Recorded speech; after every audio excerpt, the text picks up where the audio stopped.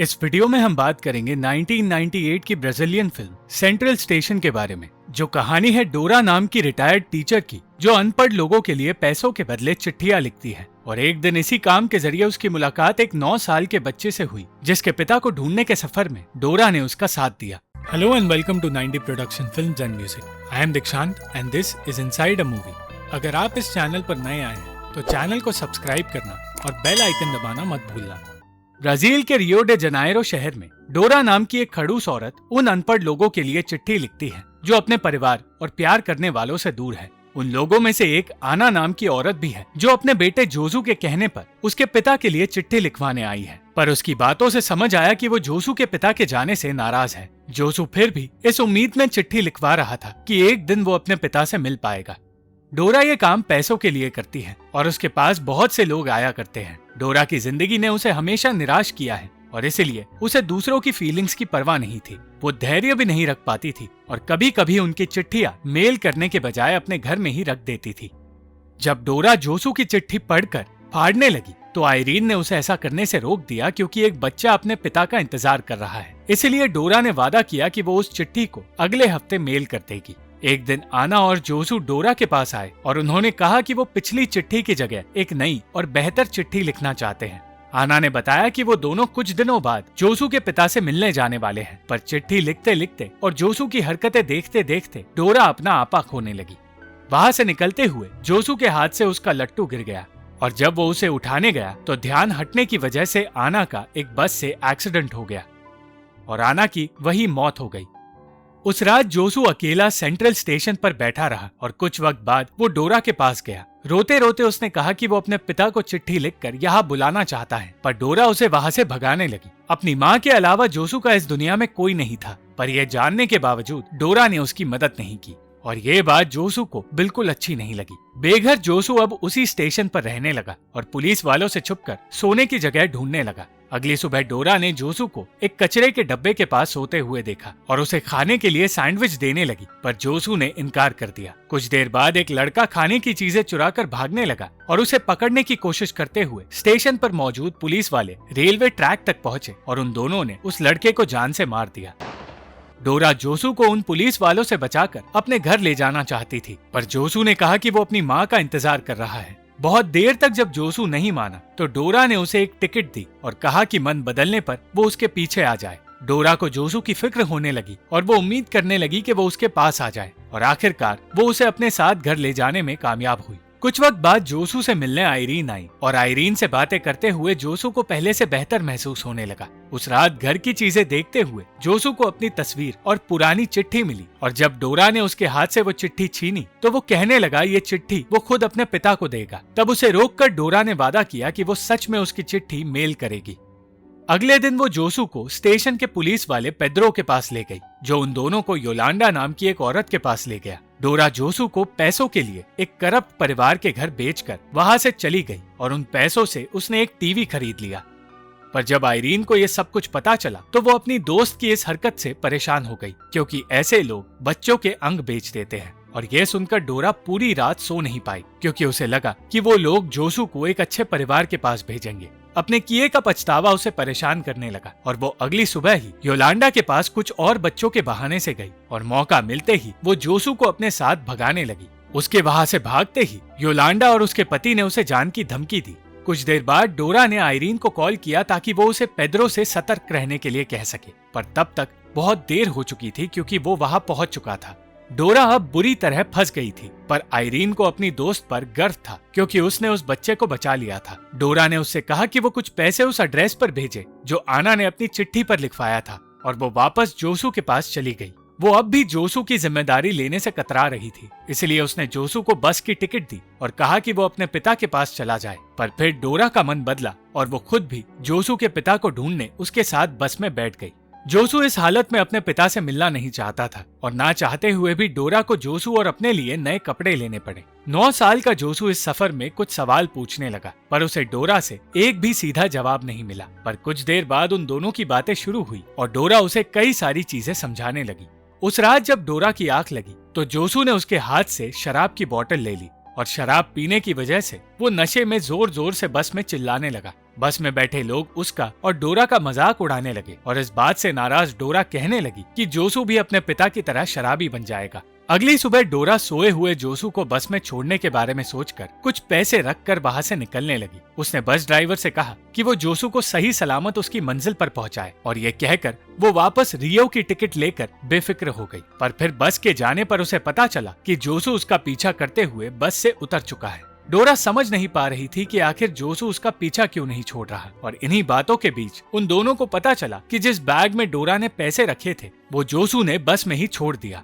अब ना तो डोरा के पास कोई पैसे थे और ना ही वो अपने घर लौट सकती थी। पर फिर उन दोनों की मुलाकात एक दयालु ट्रक ड्राइवर से हुई जिसने उन्हें खाना दिया और उन्हें उनकी मंजिल तक पहुंचाने के लिए सवारी भी दी।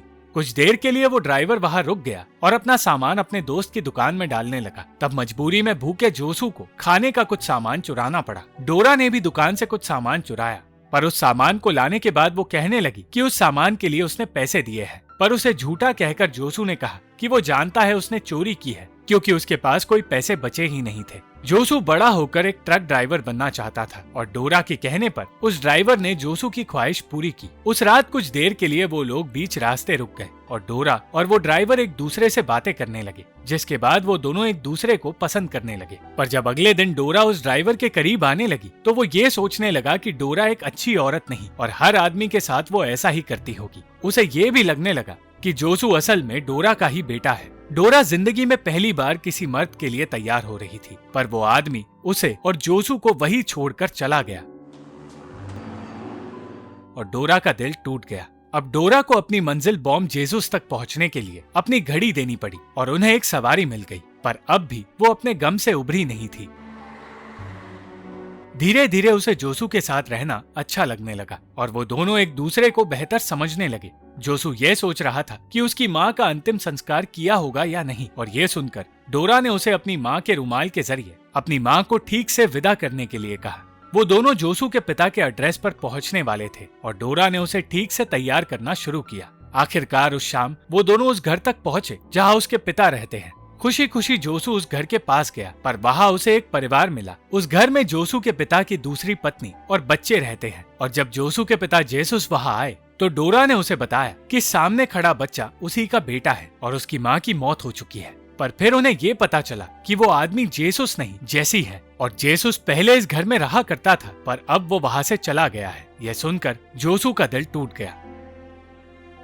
इतना ही नहीं, आइरीन ने पैसे भी किसी और जगह भेज दिए थे और अब डोरा और जोसू के लिए मुश्किलें और बढ़ चुकी थी क्योंकि उन्हें एक और रास्ता तय करना था। उस रात डोरा कहने लगी कि उसके पापों की सजा उसे जोसू के रूप में मिल रही है। उसने ये भी कहा कि जोसू के माता पिता को उसे पैदा ही नहीं करना चाहिए था क्योंकि उनके सर का बोझ अब डोरा के सर आ चुका है। इतना बुरा भला सुनने पर जोसू वहाँ से भागने लगा और भीड़ में उसे ढूंढते हुए डोरा की तबीयत धीरे धीरे बिगड़ने लगी।